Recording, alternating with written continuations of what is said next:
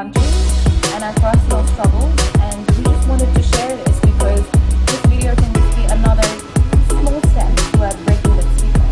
Yes, definitely. So Celine, how is your experience? When I officially started suffering with mental health issues, I was only 14. I followed my parents' divorce. It was a big, life change, and we suffered a lot from it. But then I did get better, and I went to a lot of anger management because it did come out in anger, and I got better. But then, when I was about 20, I was studying in university, and I started suffering from anxiety and depression. Now, when I went to seek help, it was up to 6 months that I was suffering from it, around about 6 months, because I couldn't come to terms with the fact that I was suffering from. How did you identify that you had anxiety? Because for me, I have a similar experience as well, where I was just, I could not feel happy. I did not know what it was, but I could not feel happy. And this was at a time when things were supposedly going very well for me. It was at a time when I was, as a 19-year-old, I was doing an internship in the Vatican City, and everyone was, why are you upset? And I'm not upset, I'm just not happy. Yeah, well, the way that I see it, there's a lot of aspects to your life. You have your career life, you have your personal life, and just because you're thriving in one of them doesn't mean that you're thriving in the other. So, you might have your dream job, and you might get your house, and everything is going fine, everything is perfect, but maybe in your personal life something is missing. But it's more than unhappiness, isn't it? It's more than sadness. It goes beyond. Yeah, it goes beyond. It's hard to explain. It's hard to put it into words. It's when you suffer it yourself, you know what it means. When I came to terms with it was mostly because of my anxiety. Because I was having about 3 anxiety attacks a day. Obviously that wasn't normal. So your breathing would get abnormal, was that? Yeah, what were the signs of it? It depends if something would trigger it or if it would come out of nowhere. But often when something would trigger it, and that was a panic attack, shortness of breath, I felt like I was dying, that was normally triggered by something, so I didn't pay attention to it. I think what made me think I had to seek help was, and I always tell this story, I was cutting cheese, I was cooking, and as I was cutting cheese, all of a sudden it's like my stomach just dropped. There's no other way to explain it. It's like my stomach dropped and I went pale, and my hands went numb, and all of a sudden I was like, I couldn't breathe it, but nothing had happened. I was cutting cheese, I was cooking, nothing had happened that day. So that's when I thought, right, I need to go seek help, and so I did. But when I went to the doctors, it shocked me as to how little help we had in Gibraltar. Because when I told the doctor about my issues, and obviously it came with a side of depression, they didn't want to get to the root of the problem. They just said, once I told them what I felt, they said, oh, well, we can, prescribe you with some pills, and, you'll feel better. And I was like, whoa, what? What do you mean pills? I don't even know what's wrong with me. You've not told me what's wrong with me. You're just wanting to give me these magic pills. And they said that people normally live off antidepressants. But I said, I didn't want to go on them because I didn't feel, I felt like I needed to get to the root of my problem. Something was wrong. I didn't know what was wrong. And you can't just, mental health is not a one size fits all, Absolutely. So, and the starting point of it is breaking the stigma about it, isn't Definitely. it? Because when I was feeling that anxiety, so here are the things that I heard, right? And that was why I was not willing to accept that I had anxiety, which was, why am I feeling sad? So my cycle for me went, I am at this stage where I should feel grateful and happy, but I was not. I felt panicky and I just could not feel happy. It was difficult to get out of bed. And I did not open up about it because I felt like I was being a brat. Yeah. So essentially, by being unkind to myself, which I now can see that I was suffering then, by being unkind to myself, I was literally rubbing salt on my own wounds. Yeah. By being, oh, how dare you, Anushka? How dare you not be happy? And then you try sharing it to friends, and they mean well. They really do mean well. But the suggestions would be, just don't think about it. I'm like, I would pay by the hour if I could get into a room and my brain would stop working. I know. Or don't worry, or just think happy thoughts. Just Think happy those, thoughts. Yeah, no, it doesn't work like no ish Sherlock. I didn't think about that one. So it was as if so my friend recently had an upset stomach, right? And I was saying that, I think my anxiety is building up again, and because it happens it builds up in your stomach. It actually builds up. I don't know what it builds get it. up. I'll get like really bad stomach cramps, and I think about the next thing while I'm doing this thing. So I'm having, say for example, I'm taking my cereal and like, I've got to get omelets. I'm getting the omelet. I'll be like, I've got to get yogurt, and I cannot sit and I cannot stand, and recognizing it is kind of the first step of saying, oh, you know what, I am going through this. But it's hard to come to terms with the fact that you are suffering from that, because I think the hardest thing when you are is being gentle on yourself. Being kind to yourself. Yes.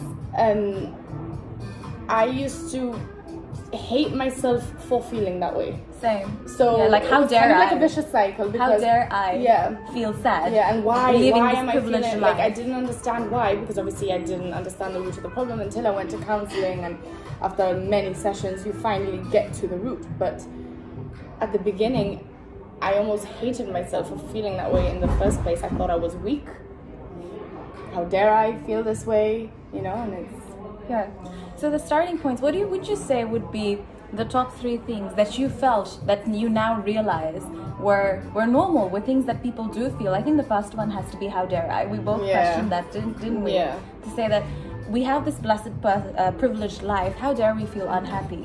It is as if saying, how dare I have an upset stomach? How dare I have food poisoning? I have the privilege to eat, to have food, but how dare I get food poisoning? It's food poisoning. It happened. Yeah. It's not in your control. It is as well, a medical condition. Yeah, exactly. And it's the same. In the same way that, you can be an athlete and you can eat all the right things and you're healthy, you'll still catch a cold. Well, you can be very strong-minded, but you can still go through like a mental, crisis in life. Exactly. Because everybody, obviously your life is a journey, and it doesn't necessarily have to be like mental health as such, like depression or anxiety. But there's levels. You lose people in life. You go through things in life, and that can trigger off a mental crisis. So yes, and there's many levels to it, right? So being upset is definitely not depression, but you've got to accept that sometimes when you feel more than sad and when you're not able to feel happy for a very long period of time, there might be an issue. Yeah, and you lose joy in simple tasks and things you used to find joy in, like going out with your friends or going to the cinema, and all of a sudden you do not look forward to that. For me, I couldn't even get out of bed. I would stay with my lights off all day. I couldn't get out of bed. So for me, it would be hours of not being able to do anything. Like, you feel like you're being weighed down with something. There was one day that I would, this was obviously whilst I was in the UK studying.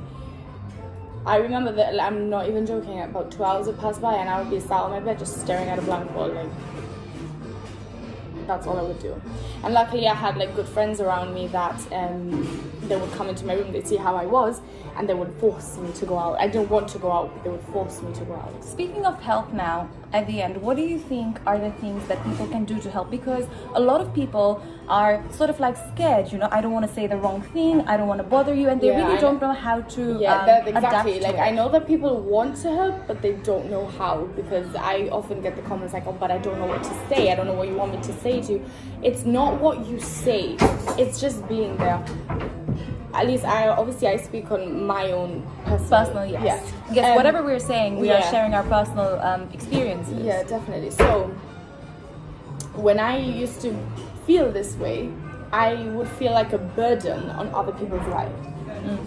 And so now I'm feeling this way. I didn't want to get that person in a bad mood just because I'm in a bad mood. I didn't want to be this like negative cloud on top of everybody. And so I started feeling like I was a burden on people's life, and that's when it becomes dangerous, because that's when you start thinking that people are better off without you. Which is not the case. No. You are worthy, you are loved by someone somewhere in the world. Yeah, your anxiety, your depression, any mental health issues, what I learned is that it lies to you. Whatever you think is not the case. Absolutely. So top things to not say to a person who say that they're suffering with or struggling with their mental health or mental well-being at a do time not is question it. Don't tell them, But- why do you? why are you feeling Yeah. sad? I mean, what do you have to worry about? Yeah, what do you have to be depressed about? Don't ask them that. What Because do- they're already asking themselves that question, so if you ask them, it makes it worse for them. Yeah, it confirms At least for them. me, it did. So. Same for me.